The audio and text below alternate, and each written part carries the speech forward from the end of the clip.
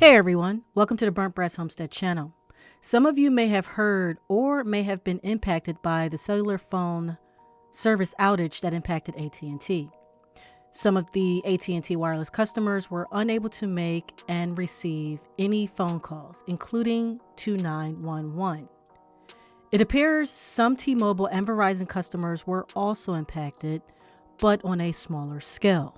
There is a website called Down Detector that reports on service disruptions relating to internet, social media, banking, gaming, and more.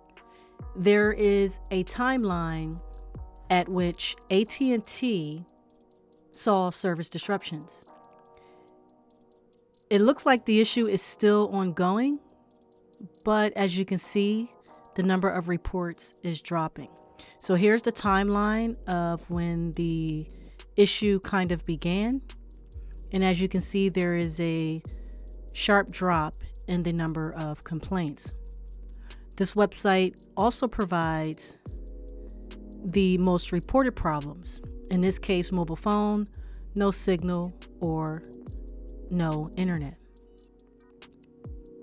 If you scroll down further on the site, you can see reports of users. This comes in handy to know exactly where the issue is occurring, as well as very frequent updates from various people throughout the country. So as you can see, many people are saying that they're now up. There are some people who are still down. And as you can see, these reports were just a few minutes ago. And you can load more comments if you want to.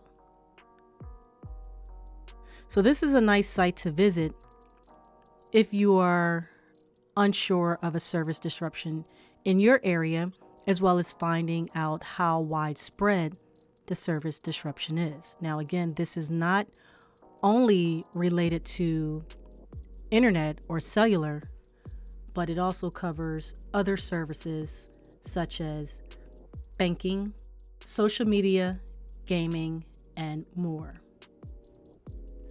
Because smartphones and technology dominate most of our lives to the point we're almost completely dependent on them, losing something like cell phone and internet service, even for a short period of time, can ruin someone's day. So imagine what impact a long-term cell phone service or internet disruption can have on people's lives. Now, for the record, those in my immediate circle were not impacted. But if they were, they should know what to do. There are family members outside of my home that know to come to my house in an emergency. That emergency can be anything from a power outage, flood, fire, potential inclement weather, or civil unrest in their areas, or maybe even worse. We already have the room and food for them. Likewise, they also have food, supplies, money, and other resources to contribute to their stay. So the plan is already in place for them.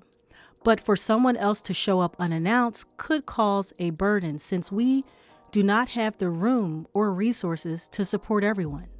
So please make sure you have a plan in place before an emergency happens. Now, note, it was also reported that 911 service was down for some. Do you have a way to protect your family?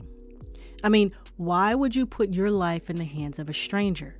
You saw what happened at some of the mass shootings. You have some cops that will face the danger and save lives. But on the other hand, you have cops that will sit back behind a protective structure until the event is over. So why would you even want to risk a cop or anyone else that you don't know, they don't know you, to save your life? That's your responsibility.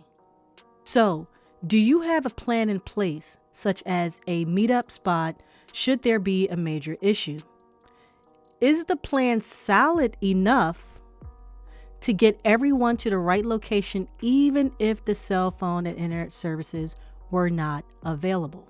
Is this something you have planned out? You should if you live in the city or suburbs. having a place to escape. And even if you live in a rural area, do you have a backup plan to escape somewhere else if there is an emergency? And is this plan solid enough regardless of whether cell phone or internet services are available? Thanks for watching.